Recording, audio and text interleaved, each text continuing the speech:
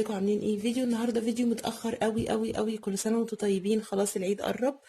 انا بصراحه ما كنتش محضره لكده خالص. انا كنت محضره ان انا اعمل لكم اكتر من فيديو في رمضان، وكنت فعلا صورت حاجات، وكنت ناويه على حاجات تانية خالص. بس الحمد لله يعني انا تقريبا ولادي من اول يوم رمضان او من قبل رمضان بيوم هم تعبانين وبيسلموا بعض. يعني عمر ابني يتعب، بعد كده البنات، بعد كده ترجع البنات تبقى كويسه، الاقي عمر رجع تاني تعب.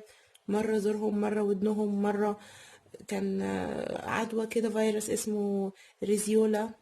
المهم الحمد لله يعني عدت على خير. بقالهم امبارح، اول امبارح يا دوبك بدأت الوضع يستقر ويبقوا كويسين، لان التعب كان معاه قلة نوم وارهاق. يعني الحمد لله يا رب، بجد كانوا اكتر ايام صعبة قضيتها من ساعة ما ولدت. بس الحمد لله عدت على خير. والله وحشتوني جدا، وزي ما قلت لكم كان نفسي اصور لكم فيديوهات حلوة قوي في رمضان، بس يعني الحمد لله نصيب، متعوضة بإذن الله. فالنهاردة حبيت أعمل لكم ريفيو عن البيبي ليز دي. أنا لقيت العيد قرب، وإحنا ناس كتير في العيد بتبقى عايزة تعمل شعرها. في ناس بتروح تبقى عايزة تعمل بروتين، في ناس بتبقى عايزة تروح تعمل شعرها عند كوافير. أنا من ضمن الناس اللي جربت البروتين وعملته حوالي مرتين. البروتين ليه ميزة ان هو انت شعرك خلاص، بالذات لو انت، انا عن نفسي يعني كنت بعمله عشان بعد ما ولدت عمر برضو كان الفترة الأولانية دي مبقاش في وقت انك تهتمي بنفسك قوي، بشكلك، او في نفس الوقت النفسية بتبقى تعبانة وبتبقى محتاجة تبصي في المراية تحسي ان وشك نوعا ما كويس، شكلك كويس عشان نفسيتك ما تتأثرش. فدي كان من ضمن السبب الأساسي اللي أنا فكرت إن أعمل بروتين علشانه، اللي هو على طول شعرك مجرد ان انتي بتاخدي حمام وبتسرحيه بتلاقي شعرك كويس، وبتبقى يعني بيحسن نفسية جدا طبعا. بس بعد كده لما لقيت ان انا كل ما اجي اعمل بروتين بيبدأ شعري يقع، بيأثر على الشعر بجد سلبي قوي.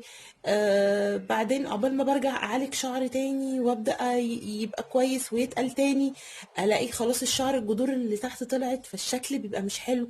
اللي فوق كيرلي كده واللي تحت ليس خالص. فبصراحة الشكل مش لطيف خالص وما عجبنيش.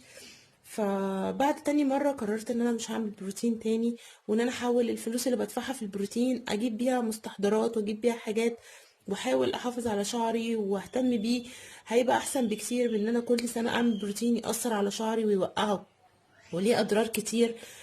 ممكن ان انا شعري، وبعدين كنت كمان بزهق من الشكل الليس على طول، ما عنديش فرصة ان أنا اعمل اي حاجة تانية، مفيش تغيير. فقلت انا مش هعمل شعري تاني بروتين، وهجيب البيبي ليس واجيب السشوار. بصراحة جبت السشوار كان نوعه مش فاكرة نوع ايه، بس باظ بسرعة، فمش عارفة يعني. بحب انشف بيه شعري بس باظ، ومحتاجة اجيب واحد تاني جديد. مش عارفة اجيب براند ايه او نوع ايه يكون كويس. لو انتوا تعرفوا يا ريت تقولولي.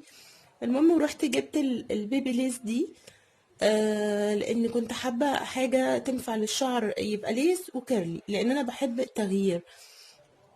دورت كتير لقيت يعني براند بيبليس اصلا ناس كتير بتشكر فيها، وهي البيبليس دي 2 في 1 زي ما انتوا شايفين. يعني تنفع للشعر يبقى ليس، وفي نفس الوقت ممكن اللي هو الكيرلي الخفيف اللي هو المموج ده، مش الكيرلي اللي هو التقيل. فدي كانت الحاجة اللي انا كنت بدور عليها، وده اللي انا كنت عايزاه، فاشتريتها. فحابة اوريها لكم. انا جايباها حوالي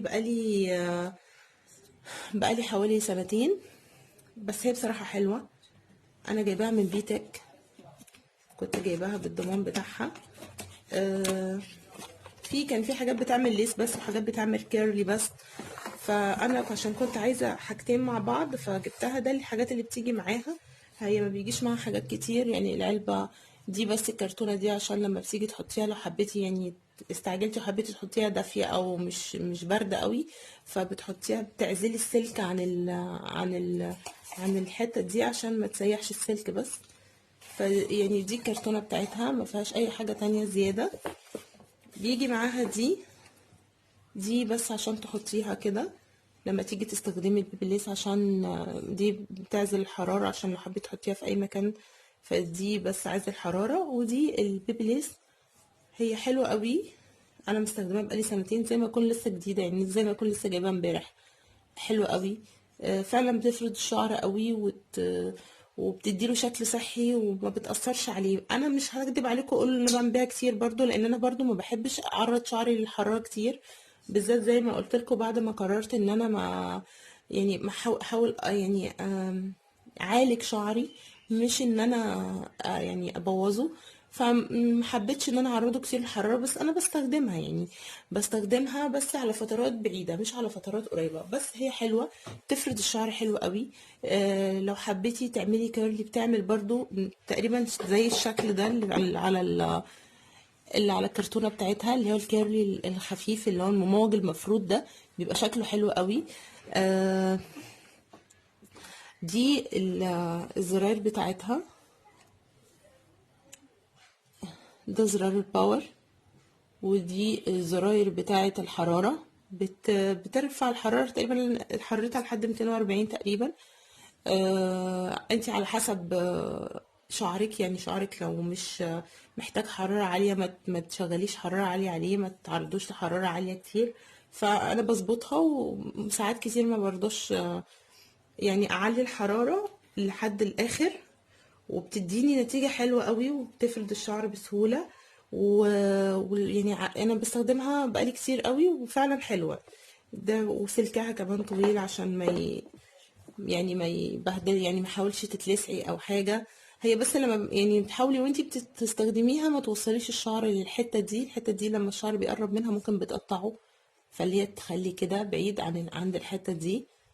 لكن هنا الشعر ممكن يتقطع، والحتة دي معمولة كده عشان لو حبيتي تمسكي او تدوسي جامد، فالحتة دي برضو ما بتوصلش ليها الحرارة اللي هي السمرة دي. فانت لو حبيتي مثلا تمسكي شعرك وتنزليه جامد وتمسكي من هنا مفيش حرارة، هي الحرارة بس اللي بتبقى في الحتة دي. ف سوري. بس فهي دي البيبي ليست اللي انا كنت حابه النهارده اعمل لكم عليها ريفيو. لو حابين تشتروها فهي بالنسبه لي احسن من ان انا اروح اعمل شعري بروتين واكلف نفسي، وفي الاخر ما يعني برضو بيرجع تاني الجذور بتبوظ، وبيوقع الشعر وبيبهدل الشعر. فانتي لو جبتي مثلا بيبي ليس نوع كويس وخليتيها عندك، وعلى قد ما تقدري او في اي مناسبة عيد مثلا، او انتي حابة ان انتي شكلك يبقى كويس وعندك وقت، ممكن تعمليها. على فكرة ما بتاخدش مني وقت قوي، يعني ممكن اعمل شعري في اقل من ربع ساعة، مع ان شعري كبير وطويل ما شاء الله، بس بعمل شعري بيها ما بتاخدش مني وقت خالص. الا لو حبيت اعمل كيرلي يعني شوية او اموجه شوية، ممكن بيطول شويه معايا. بس لو حبيت بس مجرد ان انا افرده كده، انا بمشي بيه يعني بمشي بيها عليه زي ما اكون بسرحه كده، مره وتاني مره بلاقي الشعره اتفردت وشكلها حلو وشكلها صحي، وما بحسش ان هي بتأثر على شعري او بتحرقه او اي حاجه من الحاجات دي. لا بصراحه ما حسيتش بكده خالص. ورغم كده يعني ما بستخدمهاش كتير زي ما قلت لكم، بس هي فعلا ما حسيتش بكده معاها خالص. هنا معاها الزرار ده اللي هو بتقفليه كده عشان يقفلها كده، ولما بتيجي تستخدميها بتفتحيه فهو بيفتح كده اهو. هو كده مقفولة كده، اتفتحت. وزنها كمان مش تقيل قوي، بحيث انها ما توجعش الايد وانتي بتعملي بيها، فوزنها مش تقيل. فهي حلوة قوي. والحتة اللي هنا دي دوارة عشان تبقى برضو معاكي كويسة تعرفي تستخدميها. فدي كانت تجربتي معاها. حبيت يعني اقول لكم النصيحة دي لو حد ناوية تروح تعمل بروتين. انا زي ما بقولك بصراحة، يعني انا عن تجربة مرتين بلاش بروتين. خليكي يعني جيبي حاجة زي كده واستخدميها في البيت، وهتبقي يعني هتحافظي على شعرك اكتر. وكل سنة وانتم طيبين. دي كانت الريفيو بتاعت النهاردة. انا حبيت بس اسلم عليكم لانكم بجد وحشتوني. في ناس بتكتب لي كومنتات بجد بجد، وحياة ربنا انا مش عارفة اقول لكم ايه. ربنا يخليكم يا رب. أنا يعني لسه يا دوبك عاملة فيديوهات قليلة، وقناة لسه يعني مش كبيرة، بس الناس اللي بتكتب لي كومنتات حلوة كده يعني بجد ربنا يخليكم. انتوا اللي بتشجعوني ان انا افضل اعمل فيديوهات وان انا اكمل. كل سنة وانتم طيبين. يا رب يبقى عيد سعيد عليكم، وايامكم كلها تبقى عيد.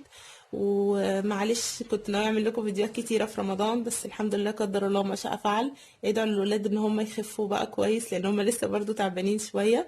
وباذن الله الايام الجايه دي هعمل لكم فيديوهات كتيره باذن الله اعوضكم. في كمان فيديو هيبقى حلو قوي، عيد ميلاد ابني عمر. هاخدكم معايا من اول التجهيزات لحد المفاجاه اللي ناويه اعملها له في عيد ميلاده.